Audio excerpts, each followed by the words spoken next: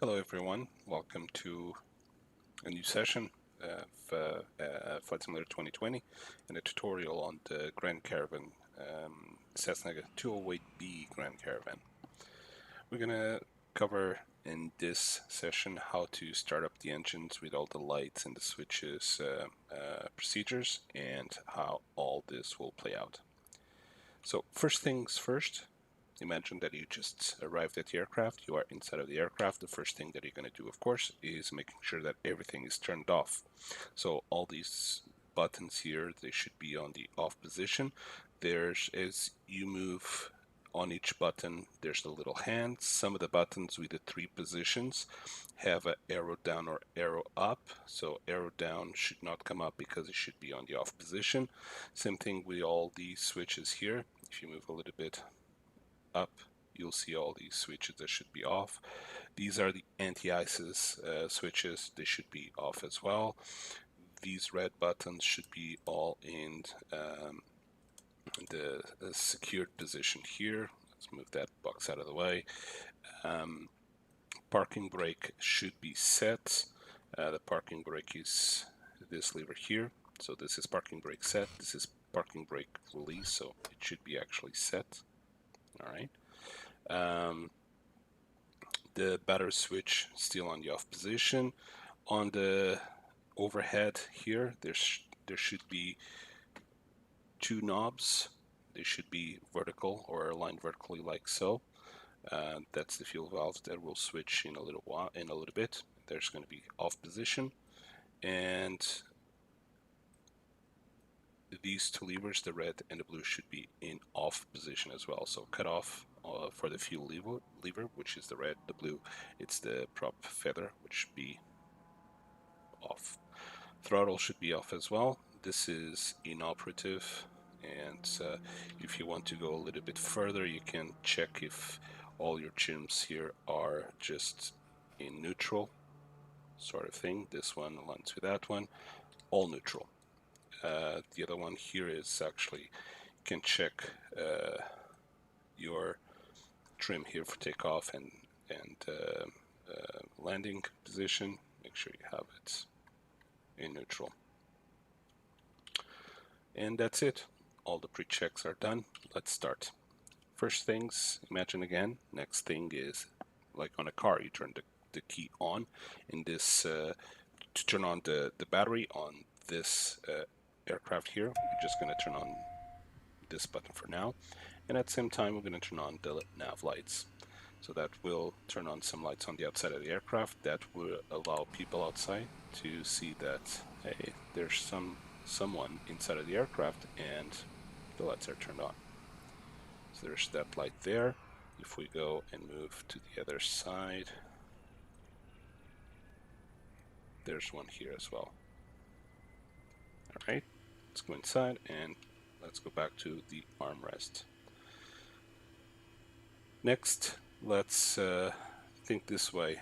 On an aircraft, the batteries are not supposed to be feeding all the electronics, everything, without having some sort of a power generator, which would be the engine.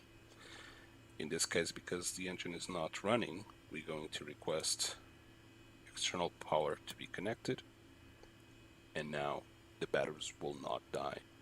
I've drained the battery on this aircraft with all the screens turned on in, I think, 8 to 10 minutes, and then everything turns off, and then you cannot start the engine at all. So put that on starter, at least it gives you more standby power.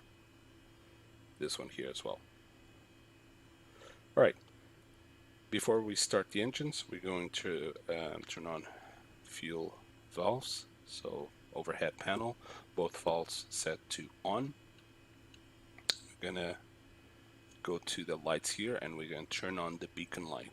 This will allow people outside to see a red light blinking, flashing on the tail of the aircraft right here, and this will tell people, hey, that aircraft is about to turn on the engine, so let's clear.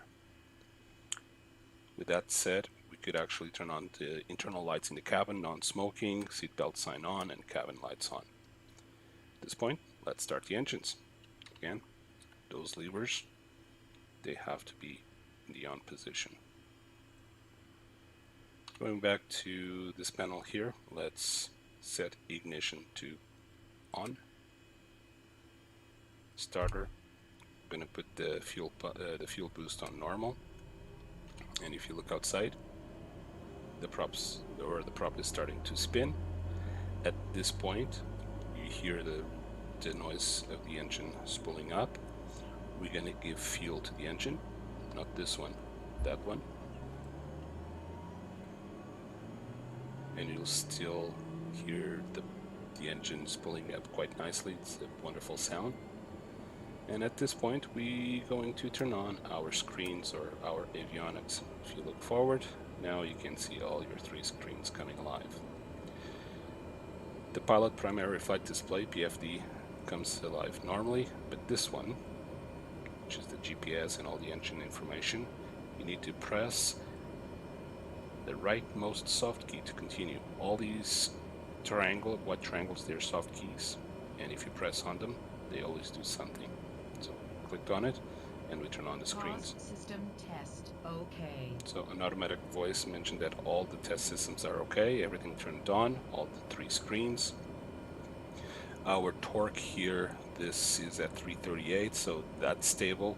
Usually you will start at 0 with the engines turned off. You will spool up to like 340, 350 when you put fuel in. And once it's all lit up, then we'll stabilize at 338. ITT temperature and the NG percentage of the RPM of the prop, and all these numbers, you just take a close look at it. Buzz volts on the bottom here, that's 28 right now, but as soon as we turn off the external power now, oops, too fast. Let's turn it off and turn off the standby power. And it's actually usually changed, but now it didn't change. That's fine, don't worry about it. And at this point, we're going to put the starter to off, ignition to normal. And that's about it. So at this point, we would be ready to taxi. And that's about it for this session. In next video, we're going to start taxiing. See you in a little while.